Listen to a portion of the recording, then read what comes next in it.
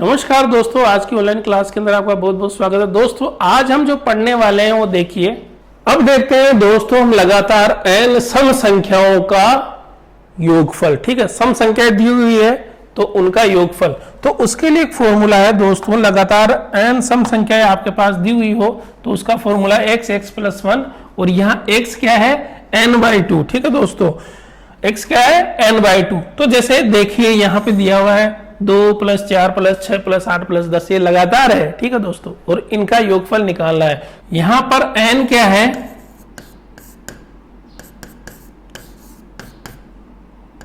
10। ठीक है दोस्तों, जहां तक निकालना है अपने को। और यहां पे x क्या होगा दोस्तों, x बराबर है n/2 यानी 10/2 बराबर कितना हो गया ये 5। तो x बराबर क्या हो गया 5। बस अपना x निकल गया, अपना इजी से हो जाएगा इस क्वेश्चन सोल्व। फॉर्मूले में रख दो इसको, x प्लस 1/2 यानी 5 5 5 5 + 1।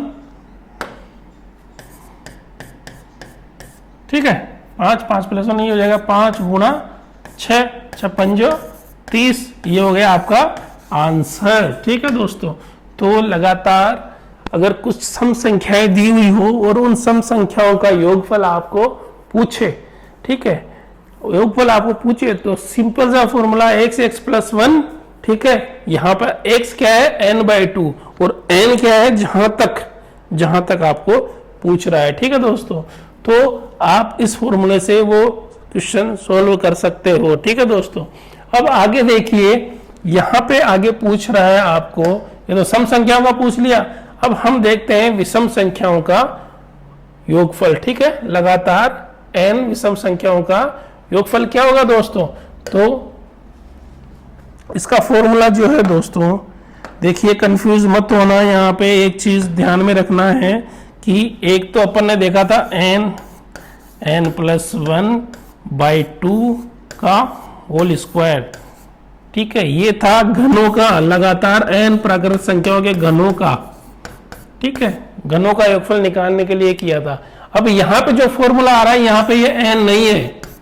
ठीक है, यहाँ पे ये n नहीं है और यहाँ पे खाली क्या है n प्लस 1/2 का स्क्वायर। ठीक है, तो ये घनों का जो योगफल निकाला था उसमें तो n था, n प्लस 1/2 जो अपना फॉर्मूला है उसका होल स्क्वायर था। लेकिन अगर विषम संख्याओं का लगातार n विषम संख्याओं का योगफल निकाल रहा है तो n प्लस 1/2 का स्क्वायर करेंगे, यहाँ पे इस वाले n को हटा देंगे। ठीक है दोस्तों, तो दोनों में ये कॉमन है, ये चीज ध्यान रखना। याद रखने के लिए मैंने आपको बता दिया कि अगर लगातार n प्राकृत संख्याओं के घनों का, ठीक है, घनों का क्यूब का अगर निकाले, ठीक है, क्या योगफल, तो n प्लस 1/2 का होल स्क्वायर होगा।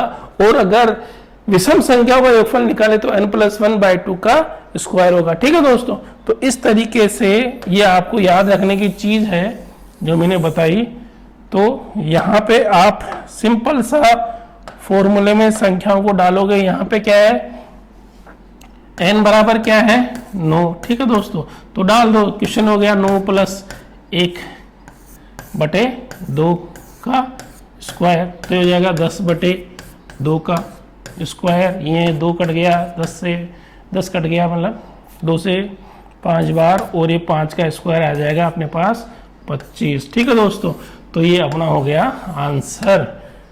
इस तरीके से आप कितनी भी तक की विषम संख्याओं का योग आप निकाल सकते हो। ठीक है दोस्तों, तो ये हो गया लगातार n विषम संख्याओं का योग। आगे देखिए दोस्तों, आगे है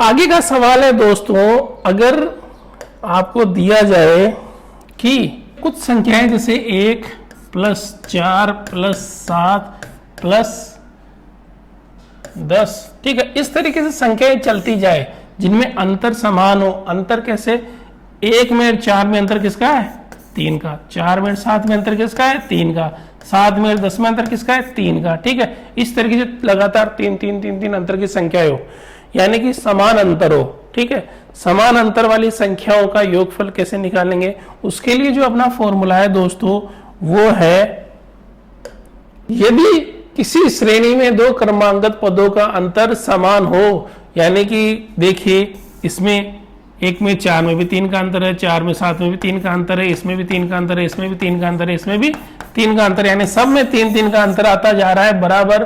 तो इसका जोड़ क्या है, योग क्या होगा? तो इसके लिए फॉर्मूला है दोस्तों, वो है पदों की संख्या बटे 2 गुणा प्रथम पद प्लस अंतिम पद।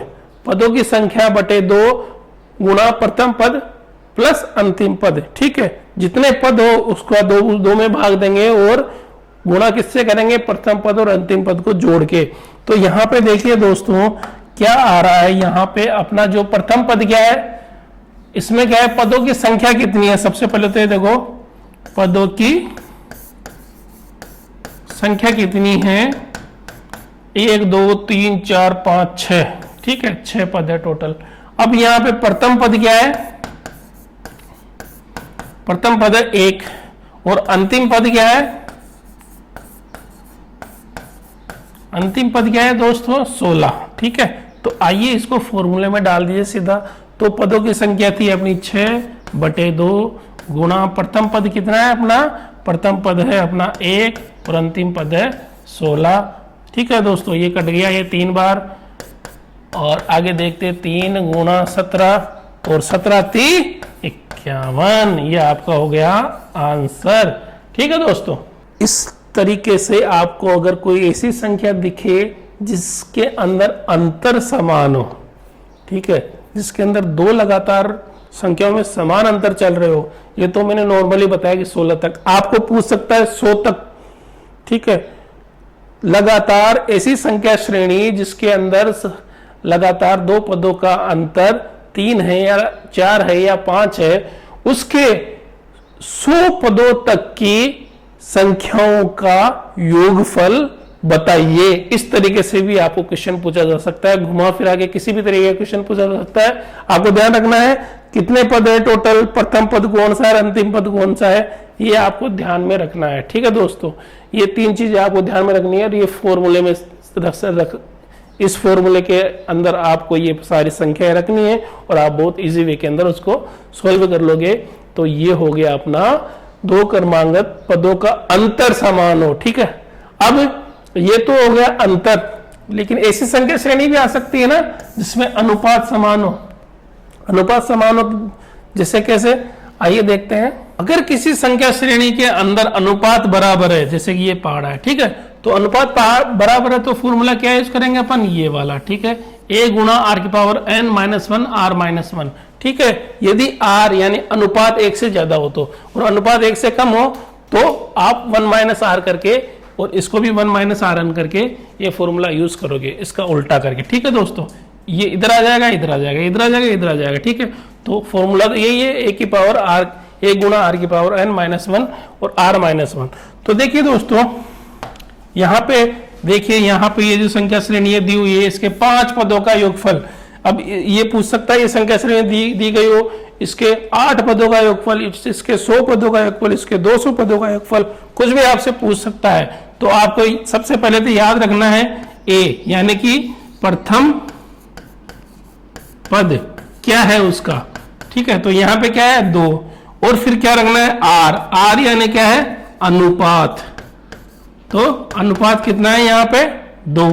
ठीक है दोस्तों, तो इस तरीके से, और n बराबर क्या है, n कौन सा पद पूछ रहा है, 5वां, तो n बराबर 5 है यहाँ पे। अब इसको फॉर्मूले में रख दीजिए, a बराबर क्या है 2 है, गुणा r अनुपात कितना है 2 है, n मतलब कितने, कौन सा पद है 5 है, माइनस 1 बटा 2 माइनस 1। ठीक है, तो ये हो जाएगा अपने 2 गुणा 2 की पावर 5 बराबर कितना होता है दोस्तों, 2 गुणा 2 गुणा 2 गुणा 2 गुणा 2, कितने हो गए 5, 2 दूनी 4, 4 दूनी 8, 8 दूनी 16, 16 दूनी 32, तो हो जाएगा 32 माइनस 1। ठीक है, अब ये 32 माइनस 1 हो गया। तो अब देखिए दोस्तों, यहाँ पे हो जाएगा ये 2 गुणा 31 और ये हो जाएगा अपना 62 और ये हो जाएगा आपका आंसर। ठीक है दोस्तों, इस तरीके से फॉर्मूले में रख के आप ये वाला सवाल हल कर सकते हो। तो यहाँ तक अपन ने देखा कि किस तरीके से विशेष जो नियमों से रिलेटेड कुछ संख्याएं दी हुई, कुछ पद दिए होते हैं और ये आपके क्वेश्चंस के अंदर आते रहते हैं दोस्तों। रेगुलर आपके बहुत सारे बड़े बड़े एग्जाम्स के अंदर आते रहते हैं। हर तरीके से किस तरीके से क्वेश्चन पूछ सकता है, मैंने हर तरीके का आपको समझा के बताया है। और भी आपको अगर समझ में ना आए तो आप मेरे से नीचे कमेंट बॉक्स में डाल के आप पूछ सकते हो कुछ भी। ठीक है दोस्तों, ठीक है दोस्तों, तो आज के लिए बस इतना ही। ठीक है, अब आगे मिलते हैं हम कल। धन्यवाद, आपका दिन शुभ हो।